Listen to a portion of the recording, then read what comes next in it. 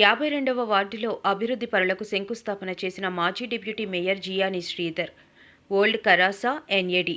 విశాఖ పశ్చిమ నియోజకవర్గం 52వ వార్డులో పలు అభివృద్ధి కార్యక్రమాలకు శంకుస్థాపన, పూజా కార్యక్రమం బుధవారం అట్టహాసంగా జరిగింది. ఈ కార్యక్రమంలో నగర మాజీ డిప్యూటీ మేయర్ జియాని శ్రీధర్ పాల్గొని వార్డులో ఓల్డ్ కరాసా జీవీఎంసీ ప్రైమరీ పాఠశాల, అదనపు భవనం, న్యూ కరాసా రజక వీధి, రజకులకు ప్రస్తుతం ఉన్న సామాజిక భవనం మొదటి అంతస్తు నిర్మాణానికి, మరో పలు అభివృద్ధి కార్యక్రమాలకు సుమారు 90 లక్షల వ్యయంతో నిర్మించబోయే నిర్మాణాలకు స్థానిక వైఎస్ఆర్ కాంగ్రెస్ పార్టీ నాయకులు, కార్యకర్తలు, స్థానికులతో కలిసి శంకుస్థాపన, పూజ నిర్వహించారు. ఈ సందర్భంగా శ్రీధర్ మాట్లాడుతూ, తొందరలోనే పనులు ప్రారంభం చేసి భవనాలకు ప్రజలకు అందుబాటులోకి తీసుకురావాలని, పనుల్లో ఎలాంటి జాప్యం జరగకుండా జాగ్రత్తలు తీసుకోవాలని అధికారులకు సూచించారు. కార్యక్రమంలో వార్డు అధ్యక్షులు జియాని మారుతి, వెదుళ్ల శ్రీను, సింహాద్రి, పాఠశాల ఉపాధ్యాయులు, స్థానిక మహిళలు తదితరులు పాల్గొన్నారు.